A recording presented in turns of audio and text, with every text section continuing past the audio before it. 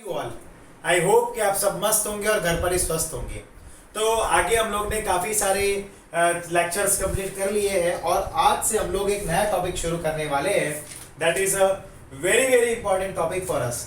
आज का जो हमारा टॉपिक है वो बहुत ही ज़्यादा इंपॉर्टेंट टॉपिक है and that is limiting reagent. ये जो टॉपिक है वो हमारे लिए बहुत ज़्यादा इंपॉर्टेंट टॉपिक है, दैट इज़ लिमिटिंग रिएजेंट। बच्चों, ये जो टॉपिक है उनसे बहुत सारे क्वेश्चंस मैं पूछ सकता हूँ आपको एग्जाम में, एज वेल एज यही टॉपिक में से नीट में और जेई में कोई ना कोई क्वेश्चन जरूर ही आता है, जरूर से आएगा। ठीक है, ओके। लेकिन पहले आप ये समझिए कि भाई लिमिटिंग रिएजेंट क्या होता है, हमें ये भी तो पता होना चाहिए। तो पहले उसका मीनिंग समझने की कोशिश करते हैं।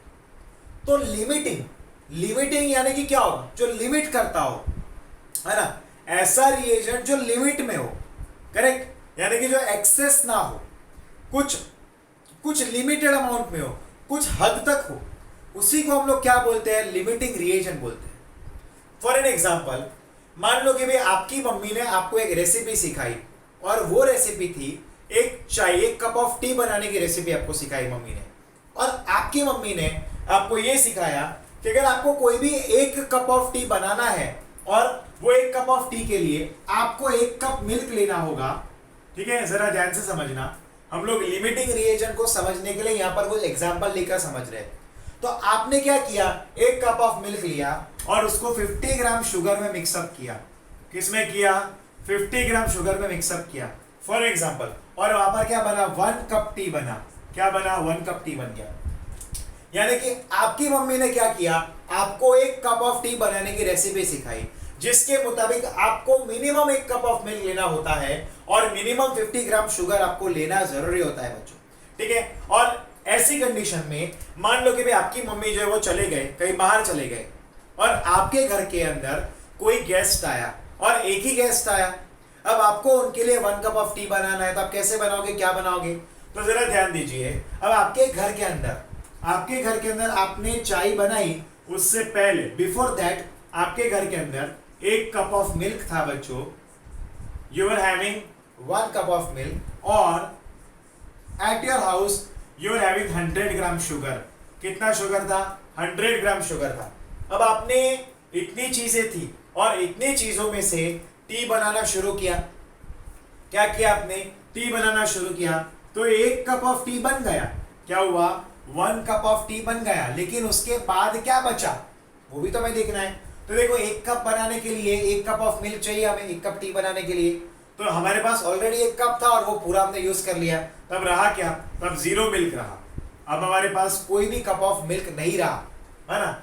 फिर 100 ग्राम हमारे पास जो शुगर था, उसमें से 50 ग्राम हमने क्या किया, शुगर को ये टी बनाने में यूज कर लिया। करेक्ट, ये टी बनाने में यूज किया। तो कितना रहा, ये 50 ग्राम रहा, लास्ट में 50 ग्राम शुगर रह गया। यानी कि अगर आप ध्यान से देखोगे तो टी बनाने के बाद हमारे पास जितना भी मिल्क था वो पूरा यूज हो गया, लास्ट में कोई भी मिल्क रहा नहीं। तो ये जो बच गया है बच्चों, इसी को हम लोग बोलते हैं लिमिटिंग रिएजेंट। क्या बोलते हैं, लिमिटिंग रिएजेंट। हमारे लिए 1 कप ऑफ मिल्क जो है वो लिमिटिंग रिएजेंट का काम कर रहा है। किसका काम कर रहा है, लिमिटिंग रिएजेंट का काम कर रहा है। लेकिन 1 कप ऑफ टी बनाने के बाद भी मिल्क खत्म हो गया, बट शुगर तो थोड़ा बहुत बचा है। ये जो शुगर बचा है उसी को हम लोग क्या बोलते हैं, एक्सेस रिएजेंट। क्या बोलेंगे, एक्सेस रिएजेंट बोलते हैं बच्चों। ओके, क्या बोलते हैं, एक्सेस रिएजेंट बोलते हैं। तो इसी को क्या बोलते हैं, लिमिटिंग रिएजेंट, जो था और खत्म हो गया, है ना। और दूसरा जो हमारे पास रिएजेंट था वो बच गया, उसको हमने बोल दिया एक्सेस रिएजेंट। ठीक है बच्चों, यही होता है लिमिटिंग रिएजेंट। यानी कि जो लिमिट में और जो खत्म हो जाता है रिएक्शन खत्म होने के बाद, उसी को हम लोग बोलते हैं लिमिटिंग रिएजेंट। अब ये जो रिएक्शंस है उनके कुछ प्रॉपर्टीज भी है, कुछ फिक्स कंडीशंस भी है। तो कंडीशंस क्या है, हम उसकी लिस्ट बनाते हैं। पहली कंडीशन ये है 2 और मोर। क्या कंडीशन है, 2 और मोर देन 2 रिएजेंट। अब देखो, ये रिएक्शन में 2 रिएजेंट तो मिनिमम होने ही चाहिए बच्चों। मिनिमम हमारे पास 2 रिएजेंट होने चाहिए। अगर 2 रिएजेंट से ज्यादा है तो कोई दिक्कत की बात नहीं है, बट 2 रिएजेंट तो होना कंपलसरी है। मिनिमम 2 रिएजेंट होने चाहिए। दूसरी बात है कि एनी वन रिएजेंट, उनमें से सिर्फ एक रिएजेंट क्या होगा, any one of them may be, कोई भी एक क्या होगा, मे बी इन लिमिट, कैसा रहेगा, वो लिमिट में रहेगा बच्चों, ठीक है, लिमिट में रहेगा, बाकी कैसा रहेगा, एक्सेस रहेगा। अब बाकी के जो भी बचे, and other one will be is in LR reagent, बाकी क्या रहेंगे, एलआर रिएजेंट रहेगा, है ना। अब देखो प्रोडक्ट कितना बनेगा और प्रोडक्ट क्या होगा, वो किस पे डिपेंड होगा बच्चों। तो यहां पर गौर करने वाली बात है, हम कोई भी रिएक्शन लेते हैं और वो रिएक्शन का जो प्रोडक्ट बनता है that is absolutely dependent upon the limiting reagent. वो किस पे डिपेंड होगा, वो लिमिटिंग रिएजेंट पे डिपेंड होगा, ठीक है। लिमिटिंग रिएजेंट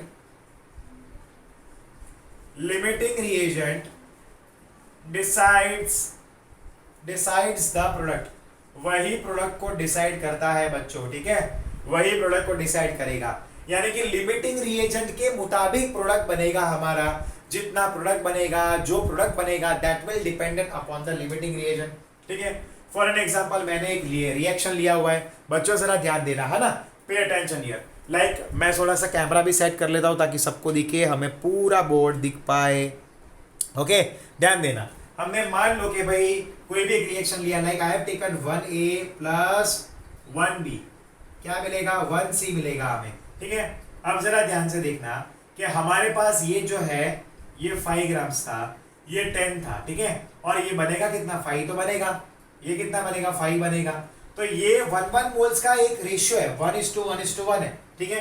अब ये क्या बनेगा, ये तो 5 है तो प्रोडक्ट भी 5 बनेगा, ठीक है। और ये जो बनेगा ये एक्सेसिव, ये क्या बनेगा, this is the excess one, क्या बनेगा, ये एक्सेस बनेगा। और ये वाला जो हमारे पास है वो क्या बनेगा, वो लिमिटिंग रिएजेंट बनेगा, है ना, क्योंकि वो तो रिएक्शन खत्म होने के बाद खत्म हो जाएगा। ये जो ये रिएक्शन है उसमें ए जो है वो रिएक्शन खत्म होने के बाद खत्म हो जाएगा बच्चों, इट विल एंड अप, है ना, वो क्या हो जाएगा, एंड हो जाएगा। अब देखो हम लोग कुछ क्वेश्चंस को सॉल्व करेंगे ताकि आपको क्लियर हो जाए, है ना, हम कुछ क्वेश्चंस को सॉल्व करेंगे। चलिए तो मैं क्वेश्चन नंबर 1 लेता हूं, जरा ध्यान देना बच्चों सब लोग, ओके। 2A प्लस 3B, हमारे पास रिएक्शन है 2A प्लस 3B और हमें क्या मिल रहा है, we are getting as 4C plus 5D, हमें ये प्रोडक्ट मिल रहा है। 2A plus 3B gives 4C plus 5D, ये हमारे प्रोडक्ट है। अब यहाँ पर हमें ये कंडीशन दिया है, इफ Na, यानी कि जो मोल्स ऑफ A है वो कितने दिए, 10 मोल्स दिए, कितने मोल दिए, 10 मोल्स है। एंड हमारे पास Nb जो है that is moles of B, वो कितना है, तो मोल्स ऑफ B जो है दैट इज 50 मोल्स, कितना है वो, 50 मोल्स है बच्चों, ठीक है। एंड ऑल्सो फाइंड, अब हमें करना क्या है, find moles of C and moles of D। हमें हमारे पास C के एंड D के कितने मोल बनेंगे वो हमें फाइंड करना है, ठीक है। और हमें ये भी फाइंड करना है, find out LR limiting reagent and ER access reagent. अब रिएक्शन को जरा ध्यान से देखना, कोई भी रिएक्शन में लिमिटिंग रिएजेंट कब हो सकता है, वो तभी हो सकता है जब हमारे पास मिनिमम दो रिएजेंट हो, तभी वहां पर लिमिटिंग रिएजेंट की पॉसिबिलिटी है। अब वो 2 रिएजेंट में से एक जो रिएजेंट है वो लिमिटिंग रिएजेंट बनेगा और दूसरा जो रिएजेंट है वो एक्सेस रिएजेंट बनेगा, है ना। अब हमें कैसे इस तरह के न्यूमेरिकल को सॉल्व करेंगे दैट विल सी। सब लोग यहाँ पर फोकस रहना तो मजा आएगा, समझ में आ जाएगा पूरा, क्योंकि मैं जितना कुछ भी पढ़ाऊंगा वो पूरा जेईई नीट लेवल के साथ पढ़ाऊंगा ताकि आपके टेक्स्ट बुक तो क्लियर हो, बोर्ड लेवल तो क्लियर हो, बट साथ में आपका जेईई नीट भी हो, ठीक है। अब इसमें 3 स्टेप में हम पूरे न्यूमेरिकल को सॉल्व करते हैं। मैं यहाँ पर स्टेप नंबर 1 लेता हूँ, है ना, स्टेप नंबर 1। ये स्टेप नंबर 1 क्या है, फाइंड आउट LR एंड, ठीक है, LR को फाइंड करो, ठीक है, LR है कि नहीं, अंदर LR है या नहीं, फाइंड आउट LR, अंदर LR है या नहीं, पहले तो हमें ये फाइंड करना है। लाइक हम लोग क्या करेंगे इसके लिए, तो stoichiometric coefficient of A divide by stoichiometric coefficient of B is equal to क्या आएगा, आप खुद याद करिए। स्टोइकियोमेट्रिक कोएफिशिएंट कितना है बच्चों, आप खुद देखिए, चलो तो ये इसके आगे कितना है, 2 है तो 2 लिखा, इसका आगे कितना है, 3 है, 3 लिखा। चलो पहले आपको ये लिखना है, दोनों के स्टोइकियोमेट्रिक के आपको रेशियोज लेने हैं। इसके बाद हम क्या लेंगे, अब हम लोग लेंगे मोल्स ऑफ, अब इनके मोल्स का रेशियो Na/Nb, Na कितना है तो 10 मोल्स है, Nb कितना है 5 मोल्स है। समझ में आया कि नहीं? 10 मोल्स एंड 5 मोल्स है, ठीक है, दे आर 10 मोल्स एंड 5 मोल। एक काम करते हैं, क्वेश्चन को 5 मोल नहीं है बच्चों, वहां पर 50 मोल है, माय मिस्टेक, वहां पर 50 मोल है, इसको कट किया, इसको कट किया, ठीक है। अब देखो इतना याद रखना, अगर ये SCA/SCB यानी कि stoichiometric coefficient of A divide by stoichiometric coefficient of B अगर है, ठीक है, and that is if that is equal to Na/Nb अगर है, अगर वो Na/Nb के बराबर बनेगा, ठीक है, तो क्या होगा, तो LR नहीं होगा। समझो जरा ध्यान से, अगर ये रेशियो और ये रेशियो, सुनो बच्चों, अगर ये दोनों रेशियो अगर सेम है तो LR नहीं है अंदर कोई भी, समझे कि नहीं? ये रेशियो की जो वैल्यू है 2/3 है और ये रेशियो की वैल्यू 1/5 है, तो ये दोनों वैल्यू नॉट इक्वल बन रहा है, तो यहां पर ये LR, यहां पर अगर होता इक्वल तो LR नहीं होता, बट क्योंकि ये नॉट इक्वल है, जरा ध्यान से देखिए क्या आ रहा है, SCA/SCB is not equal to Na/Nb, तो ये पक्का क्या है, LR है, ये पक्का क्या है, LR है। चलिए, तो हमने पहले स्टेप में क्या फाइंड किया कि क्या रिएक्शन के अंदर कोई LR है या नहीं है, तो here we have find it out कि इसके अंदर LR जरूर है बच्चों, ठीक है, इसके अंदर LR जरूर है। अब हमें फाइंड करना है कि भाई LR कौन सा है इसके अंदर, वो भी तो फाइंड करना पड़ेगा, है ना, कि भाई पहले हमने क्या किया, यहां पर मैं लिखता हूं इस LR यस और नो, पहले हमने ये फाइंड किया।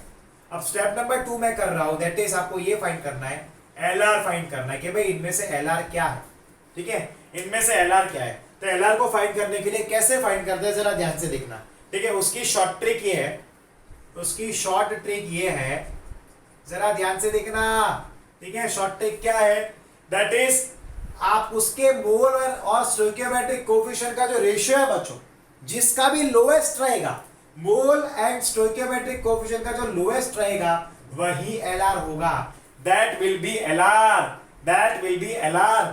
अब आप चेक करो, चलो मोल्स है, अब इसका मोल्स देखो, चलो ये इसका मोल कितना है, तो हमारे पास 10 मोल्स है, डिवाइड बाय क्या करेंगे, स्टोइकियोमेट्रिक कोएफिशिएंट क्या है 2 है, तो ये क्या हुआ, moles of Na divide by stoichiometric coefficient of A, ठीक है, उसका रेशियो आ गया 5/1, है ना। अब ये लेते हैं बच्चों, जरा ध्यान से देखना क्या है, तो moles of B divide by stoichiometric coefficient of B, वो रेशियो चेक करते हैं कितना आएगा, 50 डिवाइड बाय 3, तो ये तो वैल्यू जो बन रहा है बच्चों, ये हमें जो वैल्यू बन रहा है वो 16.6 है, तो दोनों में से छोटी वैल्यू किसकी, छोटी वैल्यू है A की, तो A क्या बनेगा, A इज LR, A क्या बना हमारे लिए, A LR बन गया बच्चों, क्या बन गया, A LR बन गया।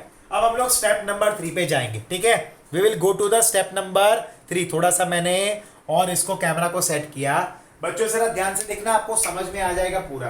अब हम लोग क्या कर रहे हैं, हम लोग स्टेप नंबर 3 में जा रहे हैं, ठीक है, जरा ध्यान से देखना, हमें क्या करना है, प्रोडक्ट फाइंड करना है स्टेप नंबर 3 में, we want to find the product, वो कितना होगा, तो कैसे करते हैं, जरा ध्यान देना, देखो पे अटेंशन हियर। तो हम लोग क्या करेंगे, इनके मोल्स को कंपेयर करेंगे, that is Na upon stoichiometric coefficient of A equal to Nb upon stoichiometric coefficient of B, ठीक है बच्चों, ये हमने किया। अब जरा ध्यान से देखना बच्चों, यहाँ पर ध्यान से देखना, हम एक काम करते हैं, हम इसको जो है C की वैल्यू फाइंड करने के लिए C के साथ कंपेयर करेंगे, Na upon SCA equal to NC upon SCC, समझे कि नहीं? चलिए लिखते हैं, अब मोल्स ऑफ A कितने हैं, तो 10 मोल्स हैं, स्टोइकियोमेट्रिक कोएफिशिएंट 2 है, इक्वल टू C के मोल्स कितने, वो तो मुझे फाइंड करने हैं, तो मैंने NC ले लिया, डिवाइड बाय उसका स्टोइकियोमेट्रिक कोएफिशिएंट 4 है, तो ये क्या होगा, ये कट 2 हो जाएगा, वहां जाएगा, तो NC इक्वल टू आ जाएगा 20, NC इक्वल टू आएगा 20 मोल्स, ठीक है। इसी तरह से हम ND भी करेंगे, जरा ध्यान से देखना क्या होगा, Na upon SCA equal to ND upon SCD, समझ में आया कि नहीं, क्लियर हुआ कि नहीं, Na upon SCA equal to ND upon SCD, कैसे करेंगे, चले लिखते हैं वापस, ये तो क्या है 10/5, यानी कि ये पूरे का वैल्यू कितना है, 5 लिख दिया मैंने, equal to ND upon SCD कितना है, इसका 5 है, तो ये 5 आ जाएगा, तो ND की वैल्यू आएगी 25 मोल्स, कितनी आएगी वैल्यू, 25 मोल्स। इस तरह के क्वेश्चंस आते हैं जिनमें हमें क्या फाइंड करना होता है, we want to find the moles. ठीक है कि नहीं, समझे कि नहीं? चलिए मैं एक बार रिवाइज करवाता हूं। पहली बात तो हमें ये पता होना चाहिए कि भाई लिमिटिंग रिएजेंट होता क्या है। ठीक है, जो भी रिएजेंट रिएक्शन में कम अमाउंट में रहता है वही लिमिटिंग रिएजेंट का काम करता है। ठीक है, देखो जैसे हमारी मम्मी ने हमें रेसिपी सिखाई कि अगर हमें 1 कप ऑफ टी बनाना होता है तो उसके लिए मिनिमम हमें 1 cup of milk and 50 gram sugar की जरूरत पड़ेगी। अब क्या हुआ, अपने घर पे कोई मेहमान आया और चाय हमें बनानी थी। अब हमारे घर के अंदर 1 कप ऑफ मिल्क था एंड 100 ग्राम शुगर था। हमने उसमें से 1 कप ऑफ टी बनाया तो उसमें से मिल्क तो 0 रह गया, बाकी खत्म हो गया ना, क्योंकि हमने बना दी 1 कप ऑफ टी, और लास्ट में 50 ग्राम शुगर बन गया। ये जो 50 ग्राम शुगर है वो एक्सेस रिएजेंट बन गया क्योंकि उसका अमाउंट ज्यादा था, और ये जो 0 मिल्क बना वो लिमिटिंग रिएजेंट का काम कर रहा है। किसका काम कर रहा है? Limiting reagent. अब जरा ध्यान देना कि इसके कुछ पॉइंट्स हैं। कौन से रिएक्शन में लिमिटिंग रिएजेंट हो सकता है? जिस रिएक्शन में मिनिमम 2 रिएजेंट्स रिएक्टेंट हो। ठीक है, उसी में मिनिमम 2, उससे ज्यादा हो तो कोई बात नहीं, तभी वहां पर एक बनेगा ना लिमिटिंग रिएजेंट। क्योंकि कोई भी रिएक्शन में एक तो पक्का एक लिमिटिंग रिएजेंट होगा और एक क्या होगा? एक्सेस रिएजेंट होगा। यानी कि मिनिमम 2 रिएजेंट की जरूरत पड़ेगी हमें। ठीक है, लाइक हमने यहाँ पर लिया एग्जाम्पल, फिर हमने क्वेश्चन लिया। अब क्वेश्चन में याद रखना यहाँ पर 3 स्टेप में सॉल्व होता है। पहले स्टेप में आप ये चेक करो कि भाई इसमें कोई लिमिटिंग रिएजेंट है या नहीं है। ठीक है, पहला स्टेप ये। कैसे पता चलेगा? जो ये वैल्यू जिसकी नॉट इक्वल है इसका मतलब तो ही रिएक्शन के अंदर लिमिटिंग रिएजेंट है। ये तो फाइंड कर दिया कि भाई रिएक्शन के अंदर लिमिटिंग रिएजेंट है। दूसरा स्टेप हमारे पास है, दैट इज कौन सा लिमिटिंग रिएजेंट है। पहला था क्या लिमिटिंग रिएजेंट है, उसके बाद कौन सा लिमिटिंग रिएजेंट है वो हमने फाइंड कर दिया, और फिर हमने क्या फाइंड किया कि भाई प्रोडक्ट कैसे आता है। ये इस तरह से 3 मेथड से 3 स्टेप से हम लोग ये फाइंड कर सकते हैं। समझ में आया सबको? अरे मैं देखता हूँ अपनी जो YouTube चैनल है उसको लाइक भी करो और शेयर भी करो, सब्सक्राइब भी करो और कमेंट भी लिखो, समझ में आता है तो। बराबर है बच्चों, कमेंट भी करने का रखो बच्चों। ठीक है, चलो इधर तक क्लियर है तो 5 सेकंड का टाइम मैं दे रहा हूँ, आप इसका स्क्रीनशॉट लीजिए। फिर हम नेक्स्ट लेक्चर में जाएंगे, आई मीन के नेक्स्ट टॉपिक पे जाएंगे, यही टॉपिक के कुछ न्यूमेरिकल्स करेंगे। 5 सेकेंड्स टाइम टू गो। चलो इसमें हम और भी एग्जांपल्स लेते हैं, हम लोग कुछ और एग्जांपल चेक करेंगे ताकि हमें और क्लियर हो जाए फंडास इसके बारे में। अगर आपको कहीं पर भी समझ में नहीं आता, क्वेरी है, तो आप एक काम करो, आप लोग उसको वीडियो को रिवाइंड करो एंड रिवाइंड करके आप समझ सकते हो कि भाई ये कैसे होता है। ठीक है, और अगर फिर भी क्वेरी है तो सुनील सर का कांटेक्ट करके मेरा नंबर आप ले लो और मुझे व्हाट्सएप करो या कॉल करो, आपकी क्वेरी सॉर्ट आउट हो जाएंगी। चलो मैं क्वेश्चन नंबर 2 लेता हूँ। ठीक है, जरा ध्यान देना बच्चों। क्वेश्चन नंबर 2 ये है, if 54 gram of aluminium reacted with 160 gram of oxygen, 160 gram of oxygen, find out weight of product का हमें weight find करना है बच्चों। we want to find the weight of the product, हमें प्रोडक्ट का weight find करना है। चलो कैसे करेंगे जरा ध्यान से देखना है ना। चलो इसकी पहले रिएक्शन लिखते हैं। 4Al plus 3O2 gives 2Al2O3, ये हमारे लिए रिएक्शन है। चलिए 3 स्टेप करते हैं। स्टेप नंबर 1 याद करो जो मैंने सिखाया था कि Lr है या नहीं है, पहले ये चेक करना पड़ेगा। कैसे करेंगे? नॉट इक्वल टू होना चाहिए HCA/SCB, बराबर के नहीं, यानी कि यहाँ पर तो Al है तो Al लिखते हैं Al, और यहाँ पर B यानी कि O2 लिया, that must be equal not equal to. क्या करेंगे जरा ध्यान से देखो, पहले इसके 4/3 आया। ठीक है, अब इसका मोल लो NaL/NO2। ठीक है, NaL कितना दिया है, मोल्स तो दिया नहीं है, तो हमें फाइंड करना पड़ेगा बच्चों, करना पड़ेगा ना फाइंड तो। यस, तो मोल्स फाइंड करते। चलो NaL weight upon molecular mass, weight कितना है 54 है, डिवाइड बाय उसका एटॉमिक मास 27, तो 2 मोल्स आया। सेम वे NO2 का फाइंड करेंगे, वेट कितना दिया है 160 ग्राम, और O2 का कितना होता है, O2 यानी कि 16 + 16 यानी कि 32, तो मोल्स मिल जाएगा। फॉर्मूला तो पता है ना, वेट अपॉन मॉलिक्यूलर मास, है ना। अगर एटम है तो एटॉमिक मास, लाइक Al क्या है यहाँ पर, एटम है, और O2 क्या है, मॉलिक्यूलर मास है। ये कट होगा, ये कट होगा, कितना आ जाएगा, ये आ जाएगा 5, है ना। तो ये 2/5 आ गया। अब ये दोनों क्या इक्वल है? नहीं है ना, तो ये क्या आएगा? This is an LR question. ये क्या है? ये एक एलआर है ना, दिस इज एलआर, क्योंकि देखो इसका 2/5 है, इसका 4/3 है, यानी कि ये क्या हुआ? ये एलआर का हुआ। स्टेप नंबर 2 देखते हैं, इनमें से एलआर कौन सा है वो भी तो पता होना चाहिए हमें। चलो फाइंड एलआर, स्टेप नंबर 2 देखते हैं बच्चों। क्या करेंगे हम? एलआर को फाइंड करेंगे। चलो कैसे करेंगे एलआर को फाइंड? जरा ध्यान से देखना, लिमिटिंग रिएजेंट। तो यहाँ पर हम लोग ने इधर चेक करिए, आप क्या करेंगे? दैट इज SCA, या फिर हम क्या करते हैं, जिनका Na देखो, यानी कि मोल वर्सेस स्टोइकियोमेट्रिक कोएफिशिएंट का वैल्यू छोटा होता है, वही लिमिटिंग रिएजेंट का काम करेगा। चलो NaL अपॉन SCAL, कितना वैल्यू आ रहा है? NaL यानी कितना है? 2 मोल्स है, डिवाइड बाय SCAL कितना है? स्टोइकियोमेट्रिक कोएफिशिएंट 4 है, यानी कि 1/2 आ गया। कितना है? 1/2। Same way NO2 divide by SCO2 आएगा। NO2 कितना है? मोल्स कितना है उसका? 5 है, डिवाइड बाय उसका स्टोइकियोमेट्रिक कोएफिशिएंट कितना है? 3 है। अब आप खुद सोचिए, तो 0.5 हुआ और इसका तो 1.66 हुआ, तो ये वाला छोटा वैल्यू है, यानी कि AL क्या होगा? AL होगा LR रिएजेंट। AL क्या होगा? LR रिएजेंट होगा बच्चों, समझ में आया? एल्यूमिनियम का काम क्या होगा इधर? वो एक LR रिएजेंट है, समझे ना? क्योंकि इसका वैल्यू कितना आ रहा है, चलो मैं लिख देता हूँ। दिस इज 1.66 और ये कितना है? 0.5 है। तो ये जिसकी वैल्यू छोटी रहती है वही LR होता है, और जिसकी वैल्यू हाईएस्ट रहती है, हाई रहती है, उसको हम लोग बोलते हैं एक्सेस रिएजेंट। क्या बोलेंगे बच्चों? Access reagent. चलो आगे देखते हैं। इसमें हमें मोल्स फाइंड करना है, तो मोल्स पहले फाइंड करेंगे, फिर ही तो वेट मिलेगा ना। तो हम लोग क्या करेंगे? पहले मोल्स फाइंड करेंगे मेरे प्यारे बच्चों, जरा ध्यान दो, ठीक है? ध्यान दो इधर, पे अटेंशन हियर बच्चों, बी अटेंटिव हियर, यस, ध्यान देना। अब क्या होगा? नेक्स्ट स्टेप नंबर 3 लेते हैं हम लोग, we are taking step number 3, ठीक है? तो प्रोडक्ट क्या होगा वो तो फाइंड करना पड़ेगा। तो पहले हम लोग क्या करेंगे? प्रोडक्ट का जो मोल्स है वो फाइंड करेंगे, और फिर उसमें से मोल्स की फॉर्मूला के हेल्प से हम लोग वेट फाइंड कर देंगे, ठीक है? तो जरा ध्यान देना इधर। अब उसके लिए फॉर्मूला क्या थी? NaL अपॉन क्या आएगा?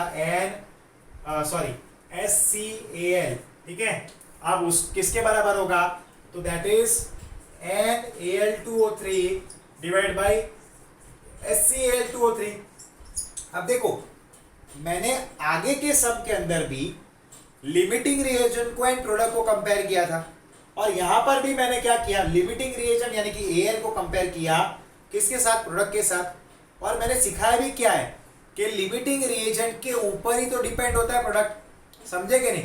लिमिटिंग रिएजेंट के ऊपर डिपेंड होता है प्रोडक्ट, ठीक है? अब जरा ध्यान देना यहाँ पर कि भाई मोल्स ऑफ AL कितने मिले, तो वो ये रहे 2, डिवाइड बाई यहाँ पर SCAL कितना है, तो उसका स्टोइकियोमेट्रिक कोएफिशिएंट 4 है, that is equal two moles of Al2O3 कितना है? समझो, बुद्धि लगाओ, जागो बच्चों, लेक्चर में जागो, अटेंटिव रहो, और स्कूल के एक एक लेक्चर को, जितने भी लेक्चर्स जितने भी सब्जेक्ट के आते हैं वो सारे अटेंड करो, उसकी नोट्स बनाओ, ठीक है? मेहनत करो, घर पे बैठे, इसका मतलब ये नहीं कि टाइम वेस्ट करेंगे, पढ़ाई करो, ठीक है? अब क्या होगा? मोल्स ऑफ Al2O3 तो हमें ढूंढना पड़ेगा, तो मोल्स ऑफ Al2O3 हमने डिवाइड बाय उसका स्टोइकियोमेट्रिक कोएफिशिएंट कितना है? 2 है, यहाँ पर मैंने 2 ले लिया ना स्टोइकियोमेट्रिक कोएफिशिएंट। अब ये 2 वहां जाएगा, अब आप खुद सोचिए, ठीक है? अरे ये डिवाइड हो जाएगा, 2 2 कट हो जाएगा, तो moles of Al2O3 equal to 1 आ गया बच्चों, है ना? उस पे हम क्या फाइंड करेंगे? वेट फाइंड करेंगे। तो मोल्स का फॉर्मूला क्या होता है? Weight upon molar mass, weight upon molar mass. अब आप खुद से मुझे बताइए कि भाई वेट, इसका मोलार मास कितना होगा? चलो गिनते हैं। Al2O3 अगर है, ठीक है, 102 ग्राम पर मोल होता है, बट मैं आपको सॉल्व करके दिखाता हूँ कैसे करते हैं मोलार मास। 2Al + 3O करते हैं, ठीक है? 2Al यानी कि 2 × 27 + 3 × 16 कितना होगा? देखिए जरा ध्यान से, 54 + 48 यानी कि 102 ग्राम पर मोल, ठीक है? अब देखो मोल कितना है? 1 है, 1 मोल है ना, 1 mole equal to weight upon 102 gram per mole. उसको ऊपर ले जाओ यूं, तो 1 मोल इंटू 102 ग्राम पर मोल, ठीक है? मोल मोल कट हो जाएगा, तो कितना आंसर आएगा? That is weight equal to 102 gram, ठीक है? ये Al2O3 का वेट मिल गया हमें, समझ में आया कि नहीं? Al2O3 का वेट मिल गया। यानी कि अगर आपको लिमिटिंग रिएजेंट के कोई भी क्वेश्चन आता है तो आपको इस तरह से 3 स्टेप में सॉल्व करना है बच्चों। पहले स्टेप में हम क्या करते हैं, हम ये चेक करते हैं, खुद से रिकॉल करते रहिए, हम ये चेक करते हैं कि क्या वो रिएक्शन के अंदर एलआर रिएजेंट है कोई, पहले ये चेक करते हैं। कैसे करते हैं, तो हम ये करते हैं उसमें कि हम लोग उनके स्टोइकियोमेट्रिक कोएफिशिएंट्स का रेशियो, ठीक है, जो भी है दैट मस्ट बी कैसा होना चाहिए, आप खुद से सोचिए। लाइक स्टेप नंबर 1 में हमने लिया, ठीक है कि नहीं, हमने क्या किया, वो जिसका वैल्यू सबसे कम रहेगा उसमें क्या मिलेगा हमें उसी का क्या मिलेगा, that will be LR reagent, है ना। अब हमें ये चेक करना है कि उसमें अगर एलआर रिएजेंट तो है वो पता चल गया, बट कौन सा है एलआर रिएजेंट जिसकी वैल्यू छोटी रहेगी। अब मेरे ध्यान से मेरी बात समझिए, जिसमें भी ये नॉट इक्वल टू होता है, इनके स्टोइकियोमेट्रिक एंड मोल्स का जो रेशियो है उनकी वैल्यूज अगर नॉट इक्वल टू आई यानी कि उसमें एलआर रिएजेंट है। अब जिसकी वैल्यू सबसे छोटी होगी, मोल्स वर्सेस स्टोइकियोमेट्रिक कोएफिशिएंट का जो रेशियो है जिसकी वैल्यू छोटी वही होगा एलआर। और तीसरी बात, हम लोग उसको प्रोडक्ट के साथ कंपेयर करेंगे बच्चों, किसके साथ करेंगे, प्रोडक्ट के साथ कंपेयर करेंगे। समझे कि नहीं आप लोग, समझ में आया समझे। स्टोइकियोमेट्रिक कोएफिशिएंट्स का ratio must not be equal two moles का रेशियो, स्टेप नंबर 1। अगर वो नॉट इक्वल टू है यानी कि उसके अंदर एलआर रिएजेंट है। फिर मोल्स वर्सेस स्टोइकियोमेट्रिक कोएफिशिएंट का रेशियो लेने का, जिसका ये रेशियो कम आता है उस वही एलआर होता है। एंड तीसरी बात, एलआर को प्रोडक्ट के साथ कंपेयर करो, कैसे करते हैं, मोल divide by stoichiometric coefficient of reactant that is the limiting reagent that is equal two moles of product divide by the stoichiometric coefficient of the product. ऐसा करने पर हमें वेट मिल जाता है। ये 3 स्टेप है उसको याद करने के, और इसी तरह से हम लोग न्यूमेरिकल को सॉल्व करते हैं। ये लिमिटिंग रिएजेंट के जो न्यूमेरिकल होते हैं वो यही तरीके से सॉल्व होते हैं बच्चों, समझे कि नहीं। और भी क्वेश्चंस आप सॉल्व कर सकते हो खुद से, बराबर। मैंने आपको वर्कशीट के बारे में प्रीवियस वीडियो में बताया था, वर्कशीट आपको 1-2 दिन के अंदर मिल जाएगी 101%। इज ओके बच्चों, क्लियर है बच्चों। यस, आई होप कि आपको ये टॉपिक में पूरी तरह से समझ में आ गया है। अगर नहीं भी आया है, कुछ थोड़ा बहुत क्वेरी है तो आप रिवाइंड कीजिए, वीडियो को चेक करिए, खूब मेहनत करिए, ठीक है। चलिए तो फिर मिलते हैं हम नेक्स्ट लेक्चर में। Till then good bye and take care बच्चों। नोट करना मत भूलना, ठीक है। बाय बच्चों।